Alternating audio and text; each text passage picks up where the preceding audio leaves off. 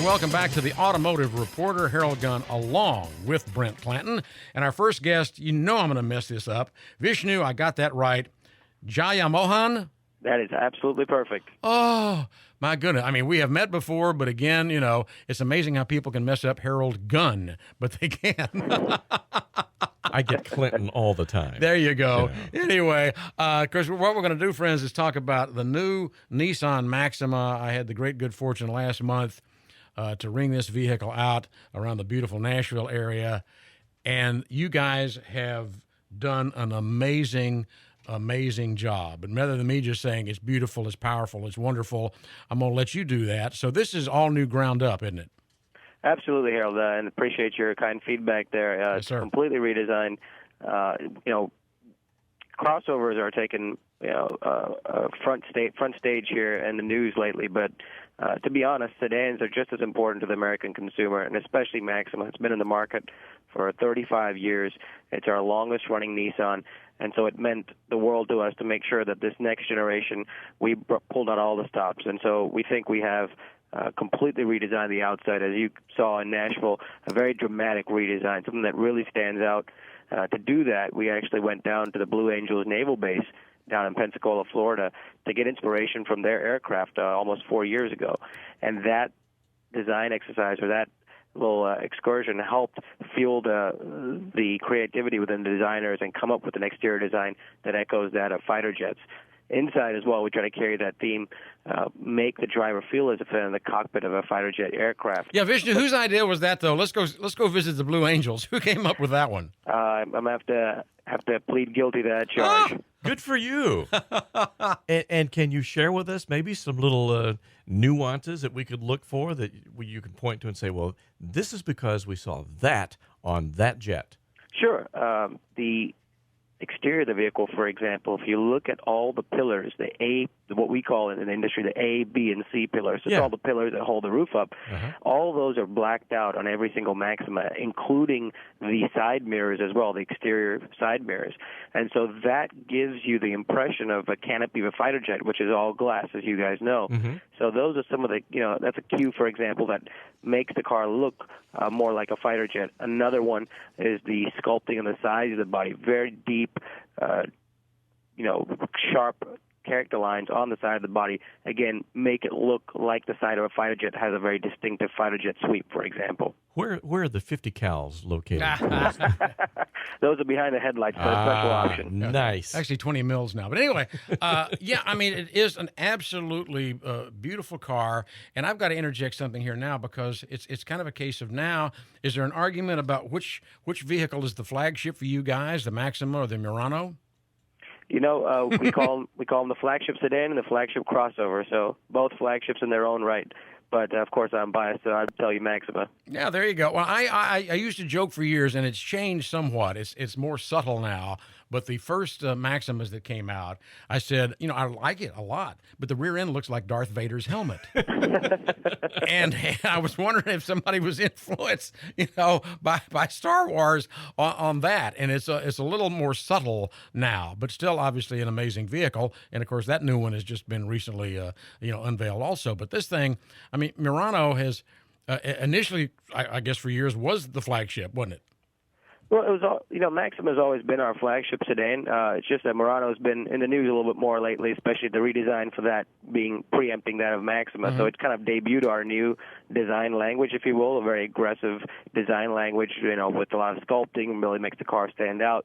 But Maxima, in terms of how long it's been around, when people think Nissan, they think Maxima, and so it's very much a flagship in many folks' minds.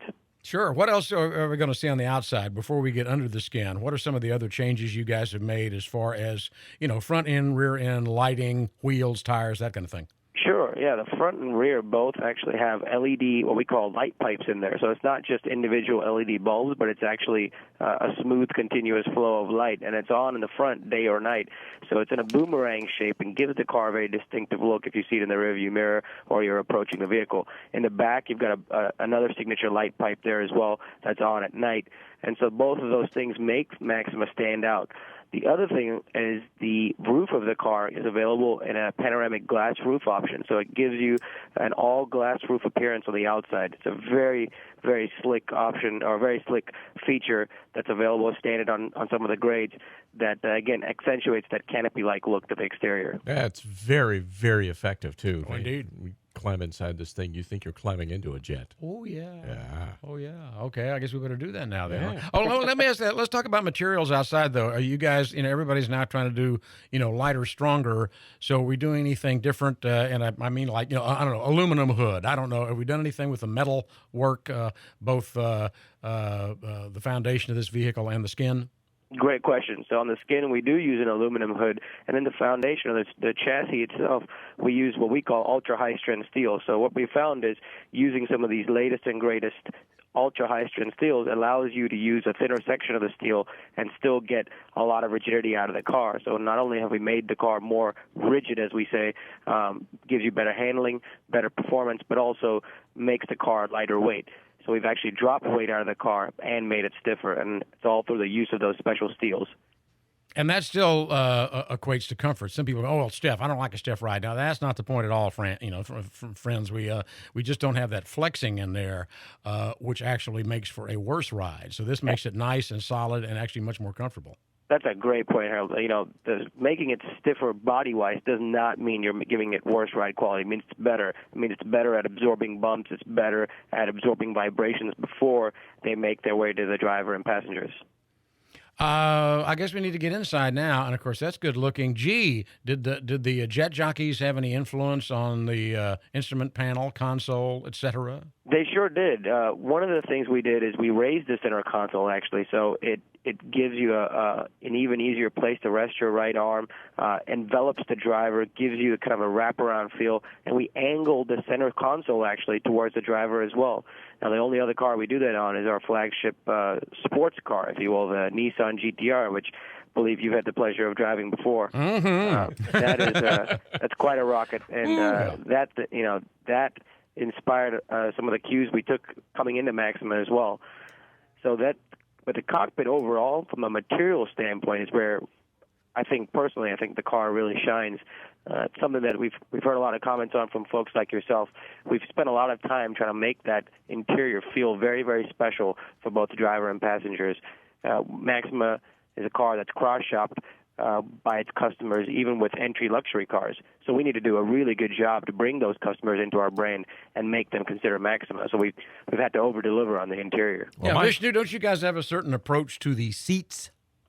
We do. We call them zero-gravity seats, and the reason we do that is they were inspired by research done by NASA, and they debuted about 3 years ago on the Ultima, and we've taken that design and improved it further for the Maxima. We've added actually a little memory foam layer, if you will, on top, much like what you'd get on a Tempur-Pedic mattress or something, for example, to make it that much more comfortable. Well, and it's got this cross-stitched quilted pattern in the seat bottom and in the back as well, and then you've got those little air openings in the fabric as well. You could just want to live in this thing. Yeah, the perforations are there not just for appearance, but they're actually cooled seats as well, which I'm sure many of your viewership will appreciate in sunny Texas. Oh, it's a big deal in Texas in August, yes. Yeah. First time my wife was in a car where I had that, and I turned it on without telling her, and she got this look on her face, and she said, "That's just not right." But don't turn it off. Don't turn it off. Yeah, well, my wife loves it too. Yeah, and yeah, that absolutely. makes a gigantic difference. Yeah, and that is very stylish. Well, let's get back to the jets. Do we have any carbon fiber or ejection seats or what else do we have? Somewhere along the way we ran out of budget for the ejection seats. Oh, but, man. We'll have to take a look at that again, right? Right. But what about the finishes? Because, like I say, we're looking at there's things out there that people say, now it's real aluminum rather than imitation aluminum like it used to be, or wood or carbon fiber, or what do we have as far as the interior choices? Sure. So some of those you mentioned, for example, the quilted seat inserts, and that's something that we got inspiration from, really high-end fashion and furniture, but also you see it in high-end cars like Bentleys and Aston Martins. Those quilted inserts are available not just in leather, but also in a material called Alcantara, which is a synthetic suede that's made in Italy. That, again, is something you find only in high-end cars. It's more of a high-grip surface, and so we use it on our sport grade, the SR grade, to really help the driver stay firmly planted in that seat. And so that's an example of a high-end material that we're importing from Italy just for this vehicle. No, I mean it is so fine. I mean the way the instrument panel is laid out and so on. I mean it's much more easy to get to. What about things? Because we're seeing an interesting change. Industry got carried away with touch a screen. I go, I don't have time to touch a screen. I got an 800-page manual. I don't understand anymore. What do we have now as far as that? Everybody wants it, but the infotainment, the tech. But what is y'all's approach to that on the new Maxima? Yeah, we've actually taken a more is better approach with that. What we've done there is we've included not only a touchscreen, which allows you to, for example, inputting an address. It's very easy to do with a touchscreen, right? It's like typing in a keyboard, for example. But we've also included a dial that we call a display commander. It's a little knob that's situated right behind the shifter that falls readily to hand if you just rest your elbow on the center console. And that knob can also be used to control the center display as well. So that comes in particularly useful if you're scrolling through, let's say, a list of 1,000 iPod songs. Instead of having to hit down on the touchscreen and take your eyes away from the road, you can just rotate the knob and quickly get to the song that you want.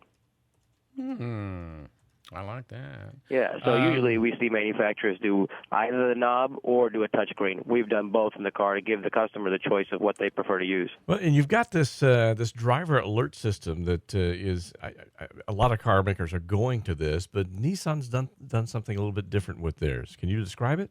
Yeah, ours. First, it's new to this segment. It's not something you normally see in this segment of cars. It's something that we've seen on high-end luxury cars before. We call it driver attention alert. And what it does is it reads your steering wheel inputs and establishes a baseline around how you drive. Mm-hmm. Then, subsequently, if it detects that your steering inputs are starting to get more erratic, something consistent with drowsy driving, it automatically alerts the driver with a visual and audible alert. The visual alert actually has a little coffee cup on it and suggests that you take a break. What's unique about our system is also the fact that it adapts around each individual driver because it establishes that baseline. So if you were to drive it, Harold, it would establish a baseline around you, and if I was to drive it, it would do it around me. Completely different. Yeah, exactly. So it adapts to everybody's driving style. It's even smart enough to know if you're on bad road surfaces, if you're intentionally changing lanes, so that it doesn't misconstrue those things for erratic driving. I wonder if we could get a Keurig Options. We'll just pop that cup in there and brew one up for you there when you you go. need it. A little espresso. Sure. Yeah. It knew when I had to go potty when I was driving. It said, pull over, It's amazing. It wasn't just a cool seat, huh? There you go. Okay. Of course, those that know me know I like to put my foot in things, and this thing is a very responsive vehicle. What do we have as far as available engines and transmissions? Yeah, we've got just one engine and one transmission. We've got a 300 horsepower six-cylinder, and it's mated to what we call our Xtronic CVT transmission. So that combination gives us not only the best performance suited for the car, but also gives us best-in-class combined fuel economy as well. So among its competitive set, Maxima delivers 30 miles per gallon highway and 25 miles per gallon combined. So those are very strong numbers for a car that's making 300 horsepower. And that is a constant velocity transmission, is it not? That's correct, or continuously variable transmission, I should say. Right, variable, right. And that transmission allows us to really pick any gear we want to. It doesn't have any gears in it. It's just got two pulleys that vary with a belt. And so the advantage of that is we can be in any gear at the right time. So instead of being, if the ideal gear was to be between 5 and 6, well, we can be at a 5.5, let's say, for example. And that's been a very successful transmission for Nissan. Do you know offhand what kind of improvements they've made on that transmission over the years? Yeah, we've made huge improvements to it, not just in terms of hardware, but a lot of it has been in software as well, how the transmission reacts, how it's programmed. So, for example, on Maxima, when you're just driving around the city, around town, driving moderately, it behaves like a CVT, that the RPMs go up gently and then they fall gently, very smooth, relaxed character. But if you were to accelerate very hard in the car, it starts to shift slightly at high RPMs to give the customer a more natural feel that they're used to in a step transmission, that the rise and fall of the RPMs. So it can be programmed different ways to adapt to the driving situation. And do we have paddles? We do have paddle shifters as well on the car, yes. You know, because that makes a big difference, too. Yeah, Harold doesn't just like to put his foot into it. He likes to spank it, too. That's right, too. Absolutely. Absolutely. You got it. Well, he knows me for a long time. A very luxurious vehicle, but let's go ahead and talk about the models that folks have. What do we start off with, and what can we get up to? Well, that's a great question, and we've done a lot of work in that area as well. Give you a little story here. Background is that, unlike 20 years ago, folks don't go in necessarily to a dealership and see the car on the lot that they love and fall in love with it on a dealer lot. They're going online these days. Over 7 in 10 shoppers are going online and taking a look at the car there. So a lot of the times they fall in love with something online. They come to the dealer and they're a little disappointed when they can't find that exact trim or grade that they want. Well, with Maxima, what we've done is we've eliminated all options. So there's only 5 grades. So you pick an exterior and interior color, you pick a grade, and you're done. And so the 5 grades we offer, we call them S, SV, SL, SR, and Platinum in order of increasing price and content. The SR is considered to be our sport grade, and so that's got a unique suspension tuning, a unique interior materials, and so on. And then the Platinum is the one that's equipped with all the toys. And they all have the same engine and transmission. They have have the same engine and transmission, and then because we've done just 5 grades, we have to make a lot of the equipment standard. So, for example, navigation is standard in all Maximas. Remote engine start, which, again, comes in very useful if you're in a hot climate like Texas, is standard. And if you remote start the car, it automatically knows if it's really hot outside and will automatically fire the air conditioning up to cool the interior. We've got 2 USB ports instead of 1 standard. So, again, a lot of people are bringing technology into the car, right? Both the driver and passenger want to charge their phones or play music off their phones. Well, they can both do that at the same time. Well, and if you're looking at NissanUSA.com to compare the 5 different grades, it's interesting. The MSRP for the S is less than $6,000 in price from the Platinum. Yes. I mean, it's a very narrow range, but such value. Well, Mr. Wizard, and what does the MSRP start at? Starts at $32,410. Ooh, okay. And the Platinum's $39,860. See, he's looking under all 40 the grand. time. That's why he gets distracted. It's always, but now, I mean, it's an amazing vehicle, and it is a very luxurious vehicle. But having had the chance to ring it out, like I said, I want to tell the audience, it is a beautiful, beautiful car. It is, and just a great ride. And the clock is ticking. Are we in dealerships now? We are in dealerships now. We've been in dealerships for just over a week, and so I'd highly encourage your readership to get out to their local Nissan dealer to test drive one. All right, get them while they're hot. Yeah, because they're in a fabulous vehicle, and you guys I know are going to do real well with it. Vishnu, thank you so much for your time today. Sincerely appreciate you guys having